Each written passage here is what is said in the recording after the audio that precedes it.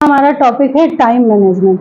हम सबकी लाइफ में एक टाइम मैनेजमेंट की बहुत बड़ी प्रॉब्लम है। स्टूडेंट लाइफ में भी प्रॉब्लम्स हैं और नॉर्मल लाइफ में भी प्रॉब्लम है। ऐसा नहीं कि सिर्फ और सिर्फ स्टूडेंट लाइफ में प्रॉब्लम है। आप लोगों को लगता है कि हमारे पास होमवर्क बहुत है। जो लोग वर्किंग हैं उनको लगता है घर और वर्क प्लेस दोनों एक साथ कैसे मैनेज करें। ऑब्वियस सी बात है, आप लोगों को जैसे दिक्कत होती है ना कि पढ़ नहीं पा रहे हैं, वैसे जो लोग वर्किंग है उनको दिक्कत होती है कि घर वालों को टाइम नहीं दे पा रहे हैं। कि भाई जब समय कम है तो कैसे सबके पास समय जाएगा, और समय तो सभी को देना है, सभी को समझना है। तो सबसे अहम चीजें हैं कि इसको हम सॉर्ट आउट कैसे करें, क्योंकि लाइफ में हर चीज का एक इम्पॉर्टेंट रोल है। आपके होमवर्क का भी बहुत इम्पोर्टेंट रोल होता है, असाइनमेंट्स का भी बहुत इम्पोर्टेंट रोल है, और सेम टाइम प्रैक्टिकल्स का भी। तो इन सबको मैनेज भी करना है और सेल्फ स्टडी करना है, क्योंकि एग्जाम अगर सिर्फ लिखेंगे पढ़ेंगे नहीं तो उससे क्या हमारे मार्क्स आएंगे? नहीं आएंगे। जब आप लोग होमवर्क कर रहे होते हैं तो दिमाग में एक चीज परमानेंट रहती है कि भाई लिख रहे हैं ठीक है, लेकिन हमें सेल्फ स्टडी नहीं कर पा रहे हैं, हमसे सेल्फ स्टडी नहीं हो पा रही है, हमारा मार्क्स कैसा आएगा? और ये सवाल ना आप सब स्टूडेंट्स के फेस पे बहुत अच्छे से अभी मुझे पढ़ पा रहे हैं, और ये मुझे दिख रहा है कि आप सारे ही बच्चों के फेस पे ये वाला क्वेश्चन लिखा हुआ है कि कैसे। इसमें से एक दो ही बच्चे ऐसे हैं जिनका होमवर्क कंप्लीट है, तो उनकी ये प्रॉब्लम है, उनकी कॉपियां सर्कुलेट हो रही हैं, उसकी कॉपी उसके पास पहुंच ही नहीं रही है कि वो बेचारा पढ़ सके। तो ये क्या हुआ, ये प्रॉब्लम किसी एक बच्चे की तो रह नहीं गई, ये सारे ही बच्चों की हो गई। तो हमें इसे सॉर्ट आउट कैसे करना है?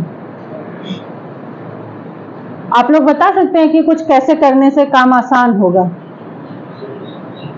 कुछ अपना अपना आइडिया दो। कोई बताएगा?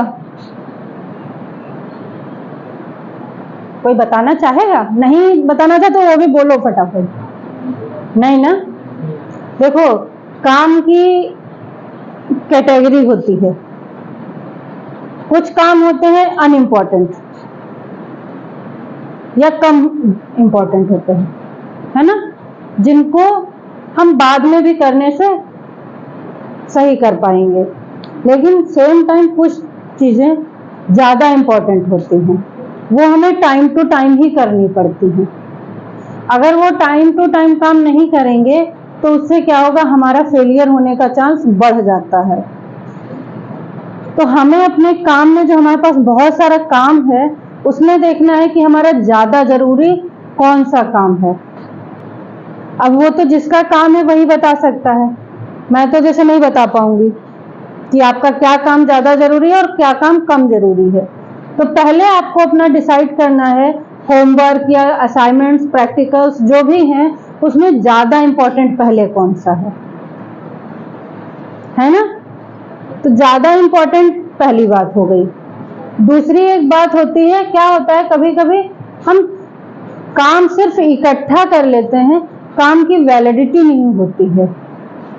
जैसे कुछ सब्जेक्ट्स में आपका होमवर्क केवल 1 या 2 पेज, 3 पेज, लास्ट है कि 5 पेज का आपका ड्यू रहा होगा, है ना? लेकिन सेम टाइम कुछ सब्जेक्ट्स ऐसे होंगे जिसमें आपका ज्यादा ही ड्यू है, जैसे पूरा पूरा चैप्टर, 1-1, 2-2 चैप्टर आपने ड्यू कर रखे हैं। आपका जिसमें 1 से 2 page, 3 page, 4 page homework due है, वो तो आपका हो जाएगा ना, लेकिन उसकी क्वांटिटी चल रही है, आपकी काउंटिंग चल रही है प्रॉपर कि हमारा 5 सब्जेक्ट में होमवर्क है। क्यों? उसमें तो 1-2 पेज है, लेकिन उसकी काउंटिंग प्रॉपर है। ऑब्वियस सी बात है, होगी ही। तो पहला काम करने का एक तरीका ये भी हो सकता है कि जिसमें 1-2 पेज का काम है, वो हम काम करके उसकी काउंटिंग कम कर लें। जब हमारी नंबर ऑफ काउंटिंग कम हो जाएगी, जैसे आपने सपोज दैट आपने बोला मुझे 7-8 सब्जेक्ट्स में होमवर्क करना है, 7-8 सब्जेक्ट्स में 3-4 सब्जेक्ट्स ऐसे हैं जिसमें 1-2 पेज का ही काम है, तो जिसका 1-2 पेज का काम है उसकी तो मात्र काउंटिंग चल रही है ना हमारी, तो उनका काम हम फटाफट कर सकते हैं। उनका काम करने से क्या होगा, 4 सब्जेक्ट में आपका ऐसा काम था और 4 सब्जेक्ट में आपने कंप्लीट कर लिए, तो आपका कितना बचा, 5 बचा। 5 बचने के बाद आपने कैसी सांस ली, आपने बहुत सारी राहत महसूस की ना, कि बाबा 8 सब्जेक्ट 9 सब्जेक्ट थे, उसमें अब तो 5 ही बचे या 4 ही बचे, ऐसी वाली फीलिंग आई। तो आपने क्या फील किया कि हमारा होमवर्क आधा हो गया, अब हम रिलैक्स हैं। तो पहला ये काम आसान हो गया कि हमने जो काम को बल्क कर रखा था उसको कम कर दिया, जिसमें 1 2 3 4 पेज 5 पेज तक काम हमारा ड्यू है, हमने वो कर लिया। मतलब जिसका हमने सिर्फ नंबर ऑफ काउंटिंग बना रखा है उसको पहले कम करेंगे। उसमें क्या है, ये डे टू डे लाइफ से भी जुड़े हो सकते हैं। डे टू डे लाइफ में क्या होता है, हम कुछ सारे काम इकट्ठे कर लेते हैं और वो काम अगर हम फटाफट करते रहें तो वो हमारे पास इकट्ठे नहीं होते हैं। जैसे हम सब सुबह उठते हैं तो क्या करते हैं, बिस्तर ऐसे ही छोड़ देते हैं जल्दी में और सोचते हैं पहले जाके वॉशरूम का काम कर लेते हैं, नहा लेते हैं, ऐसा कुछ कर लेते हैं, शावर ले ले पहले, फिर बाद में कुछ काम करेंगे। शावर लेने के चक्कर में हम एक काम छोड़ के गए। जब आप शावर लेके वॉशरूम से बाहर अपने बेड पे पहुंचेंगे तो आप बेड देख के फिर उतना ही इरिटेट हो गए कि आपने वो माय गॉड एक काम तो छूटा ही है। लेकिन जब आप शावर लेने से पहले बेड से उठे थे, उस समय आप अगर अपने बेड को साफ कर लेते तो आप जो शावर लेके आए हैं उस समय जो स्ट्रेस फील कर रहे हैं वो स्ट्रेस नहीं फील करते, और बिस्तर छोड़ने के समय में आपका वो काम 1 से 2 मिनट में हो जाएगा। लेकिन बाद में आने पे वही काम आपका 10 मिनट ले लेगा। क्यों? फिर लगेगा कि अभी ना पूरा मूड ऑफ है, अभी ये काम करने का मेरा मन नहीं है। 1 से 2 मिनट 3 मिनट आप उसी को बताने में, जो आपका नेबर्स होगा उसको बताने में लगा देंगे कि सुबह में यार हम उठे, बेड नहीं सही कर पाए, देखो अभी करना पड़ रहा है। ऐसे क्या हो रहा है, अपने आप को भी परेशान कर रहे हैं कि मेरा ये काम, आप अपने आप को बता रहे हैं कि मेरा ये काम छूटा हुआ है। 5 मिनट का काम आपने 10 मिनट लगा दिए, आपके 10 मिनट में 5 मिनट तो बर्बाद गए। लेकिन मॉर्निंग टाइम क्या होता है, जब हम बेड छोड़ते हैं उस समय 5 मिनट हम थोड़ा लेजी फील करते हैं, और जिस टाइम बीइंग में हम लेजी फील कर रहे होते उस टाइम बीइंग में ये काम हमारा फटाफट हो जाएगा। देन हम जब शावर लेने जाएंगे तो हमारा फटाफट शावर हो जाएगा, ब्रश हो जाएगा। देन जब आप अपना बेड के पास आएंगे या अपने रूम में एंटर करेंगे तो आपको रिलैक्स फील होगा, पहली बात। दूसरी बात, आप यहाँ से गए, यूनिफॉर्म आपने रिमूव किया, आपने क्या किया कि हमें अभी रिमेडियल के लिए जाना है, तो अभी यूनिफॉर्म रिमूव करते करते आपने इधर उधर डाल दी। देन आपका उसका जो आयरन किया हुआ है वो तो खराब हो गया, आपका नेक्स्ट डे के लिए प्रॉब्लम हो गई। अगर आप सेम टाइम जब रिमूव कर रहे हैं उसको हैंग कर दें प्रॉपर, तो आपको नेक्स्ट डे, तो पहला बात क्या है, सारी यूनिफॉर्म एक साथ मिल जाएगी, सबसे बड़ी चीज। तो आपको अगले दिन का सर्चिंग का टाइम बच गया, तो उस टाइम को यूटिलाइज कर सकते हैं। जब हमारे पास 5-5 मिनट करके ऐसे सेफ होगा तो हम देखेंगे कि हमारे पास 1 घंटा मिल रहा है। अगर 5-5 मिनट करके हम पूरे दिन के वेस्ट करने लगे तो हमारे 24 घंटे ऐसे ही निकल जाएंगे और आपको प्रॉपर स्लीप का भी टाइम नहीं मिलेगा। क्यों? क्योंकि जब आपका ना, पहली बात, बेड प्रॉपर नहीं होगा तो आपको इरिटेटिंग होगा, आपका सामान इधर उधर फैला होगा तो आपको अच्छा नहीं लगेगा। इससे क्या होता है, मेंटली हम प्रेशर में रहते हैं। मैं पहले भी एक बात बोलती हूँ कि देखो, जितना फिजिकली फ्रेश होना और तैयार होना जरूरी है, उससे कहीं ज्यादा जरूरी है कि हम मेंटली फिट हैं। समझ रहे हो? आपकी फिजिकल स्मार्टनेस से ज्यादा मेंटल स्मार्टनेस वेरी करती है। आप किसी को स्मार्टली आंसर दे रहे हो मेंटली, तो आपकी इमेज अच्छी है। अगर आप अच्छा कपड़ा पहने हो, अच्छे से वेल मेंटेन हो, लेकिन आपसे अगर आंसरिंग हो रही है, क्वेश्चन आंसरिंग हो रही है, आप उसका आंसर नहीं कर पा रहे हो, तो मतलब क्या है? आप डिमोटिवेट हैं, आप अच्छे से आंसर नहीं दे पा रहे हैं, आपको चीजें आ नहीं रही, तो आपकी जो फिजिकल अपीयरेंस है वो कोई मैटर नहीं रखती। आप सब लोग कभी कभी ऑफिस वगैरह कभी जाते होंगे पेरेंट्स के साथ में या कहीं भी, तो देखते होंगे बहुत बार क्या होता है, कुछ लोग आते हैं वेल मेंटेन, लेकिन वो लाइन में पीछे लगे रहते, वेट करते हैं कि जब कम भीड़ हो जाएगी, भीड़ कम होगी, तब जाके हम काम करेंगे। लेकिन सेम टाइम कुछ लोग आते हैं ऐसे लोअर टी शर्ट में, शॉर्ट्स में, फटाफट वो अपना काम करते हैं और निकल जाते हैं। तो कहीं ना कहीं सोचो वो मेंटली ज्यादा स्ट्रांग है, अब उन्होंने अपने आप को मैनेज कर रखा है। तो सेम चीज यही है कि जब तक आपको सेल्फ मैनेजमेंट नहीं आएगा, टाइम मैनेजमेंट नहीं आएगा, तब तक चीजें आपकी सॉर्ट आउट नहीं होंगी। काम में जरूरी है कि हम कौन सा काम पहले कर रहे हैं और किस तरीके से कर रहे हैं। दूसरी बात देखो, काम तब तक करना है जब तक हमारा काम हो नहीं जाए। कोई भी काम हो, चाहे वो एग्जाम हो, चाहे एंट्रेंस हो, इंटरव्यू हो, या किसी को अपने फेवर में लेना है या किसी को अपनी बात बतानी है, तब तक करना है जब तक हमारा काम हो नहीं जाता। Try and try. ये एक ऐसा मेथड है कि जो हमें बहुत बार डिमोटिवेट करता है।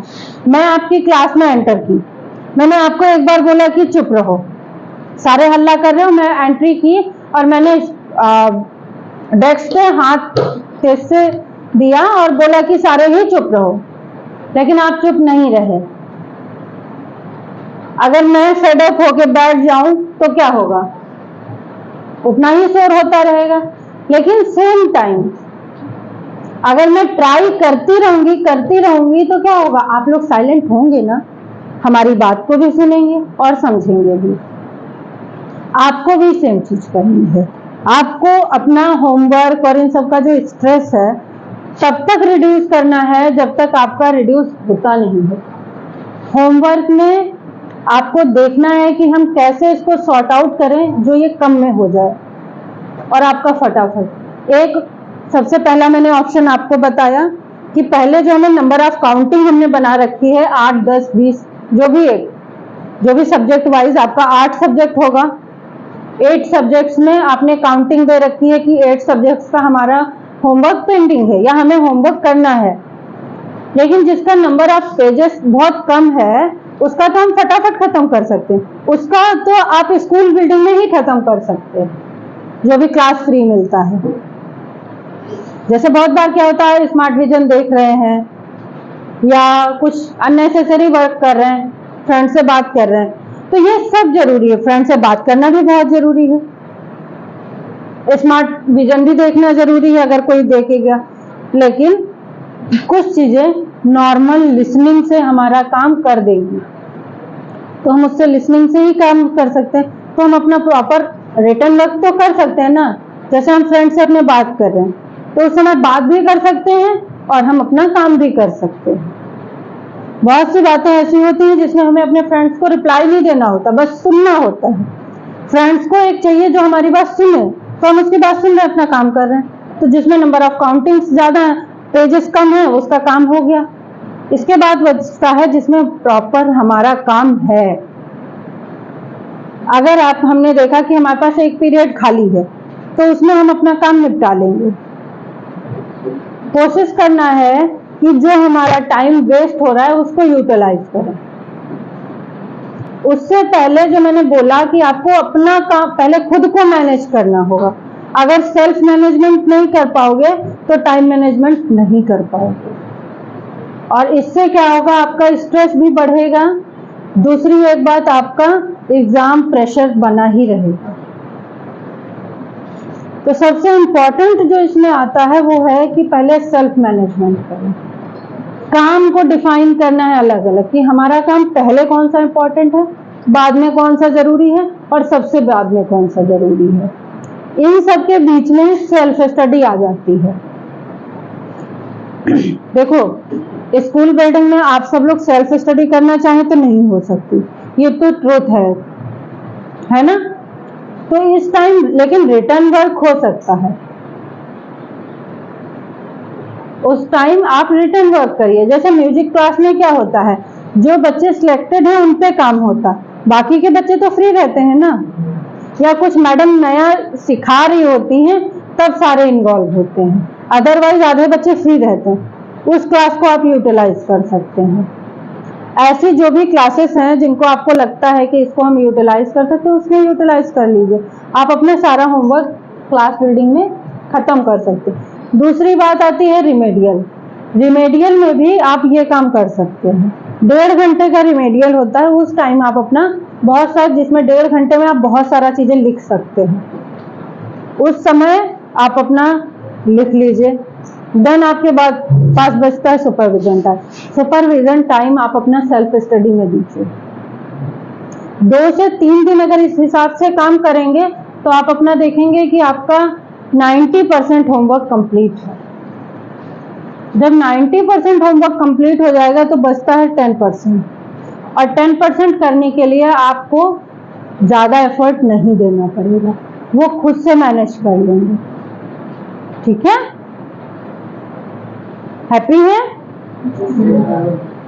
आपको इसमें कौन सी चीजें ऐसी लगती हैं जो इम्प्रूव करने से कि आसानी से काम होगा?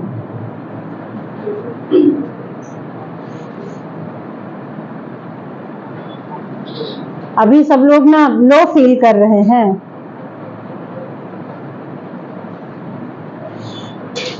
अभी सब लोग लो फील कर रहे हो आप लोग, अभी तो ब्रेकफास्ट करके आए हैं ना, तो लो तो नहीं फील करना चाहिए।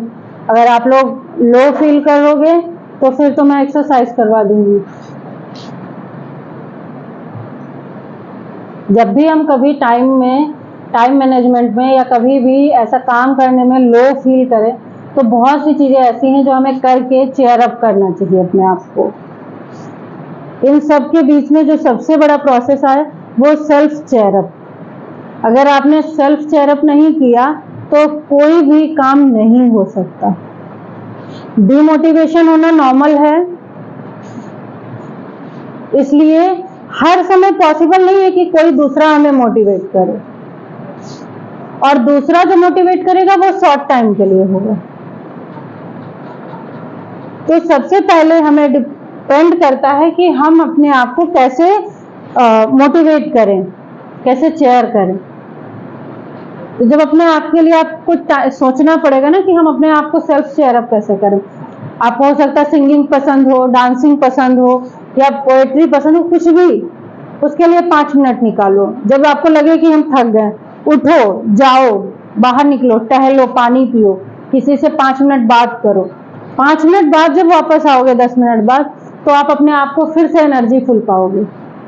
दोबारा जब एनर्जी फुल होगे तो आप अपना काम कर सकते हैं, और पहले से ज्यादा आप देखेंगे कि अच्छे से स्पीड में काम कर पा रहे हैं।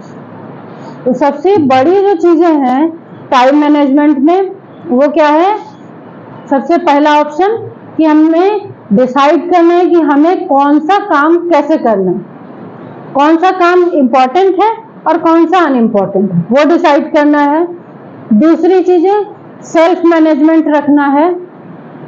तीसरी जो चीज है वो ये सबसे इम्पोर्टेंट ही एक रोल प्ले करती है। अगर तीसरी चीज आपकी कंप्लीट नहीं होगी टाइम टू टाइम तो आपकी बाकी की चीजें इफेक्टेड होंगी।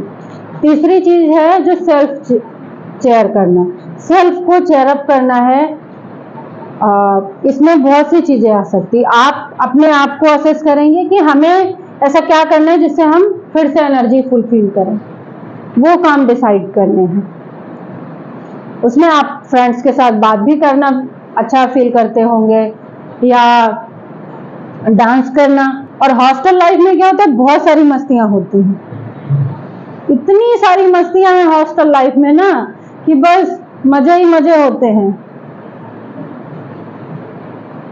बहुत सारी चीजें आप देखेंगे, आपको यूट्यूब पे मिल जाएंगी हॉस्टल लाइफ के बारे में।